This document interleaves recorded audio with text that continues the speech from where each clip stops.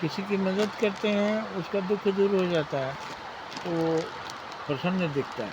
आप उसको देखकर आप भी प्रसन्न होते हैं क्योंकि हमने उसका दुःख दूर कर दिया।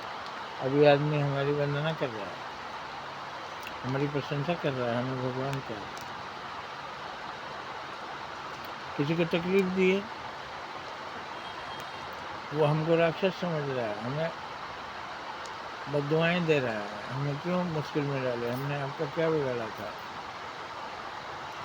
तो ऐसा करना, किसी की जान बचाना देवता का काम है, भगवान बन जाएंगे। किसी की जान लेना, किसी की तकलीफ देना, आप राक्षस कहलाएंगे और अगला बद्दुआएं देगा। तो किसी बच्चे को अगर हम मारे हैं तो उसका माँ बाप भी नाराज होगा, दुखी होगा। किसी के बच्चे की जान बचाएं, उसके माँ बाप भी खुश होंगे। तो हमारे माँ बाप कौन है? हमारे माँ बाप परमात्मा है, सबके माँ बाप परमात्मा है। अगर हम किसी को दुख देंगे तो उसका पिता परमात्मा नाराज होगा, दौड़ाएगा डंडा लेकर। तो सभी प्राणी परमात्मा की संतानें हैं, सबकी मदद करें, सबको सुख दें, सबका पालन करें, हत्या करने नहीं हो, सबका पालन करें। तो जिसकी संतान है पालनहार भगवान, वो खुश होगा। किसी के बच्चे को मारें या उसकी हत्या कर दें, उसका अपहरण कर दें, अपराध में आता हो पाएगा तो आपको खून पी जाएगा। जैसे सारे संसार के जीव जंतु भगवान के संतान, जब हम उन्हें सेवा देंगे, जिंदगी देंगे, तो भगवान खुश होंगे। भगवान की आराधना का यही उपाय है। किसी आदमी को कुछ खुश करना है तो उसको कुछ नहीं आप दे सकते, वो नहीं लेगा। लेकिन उसके बच्चे को आपने कुछ दिया है तो खुश होता है भगवान।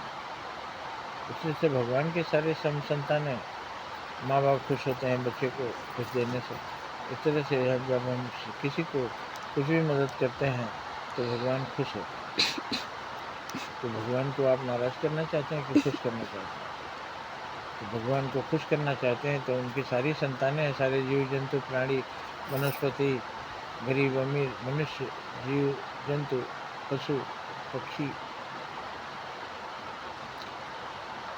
उन्हें सुख देंगे तो भगवान खुश होंगे, उन्हें दुख देंगे तो भगवान दुख देंगे, आपको दंडित करेंगे। यही सभी धर्मों का रहस्य है। मंदिरों में जाकर हम यही सीखते हैं कि हे परमपिता, आप हम पर प्रसन्न होइए क्योंकि हम आपके बच्चों को सुख देते हैं, किसी को दुख हम नहीं देते। यही है सच्ची आराधना। सबके अंदर परमात्मा है, हम ऐसी बोली बोलें कि वो खुश हो, ऐसा काम करें कि वो खुश हो।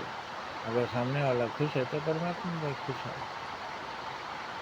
अगर सामने वाला दुखी है, अंदर से बद्दुआएं दे रहा है, तो समझ लीजिए भगवान भी आपका नाराज है और कभी भी आपका बुरा हो सकता है। जय हिंद, जय भारत।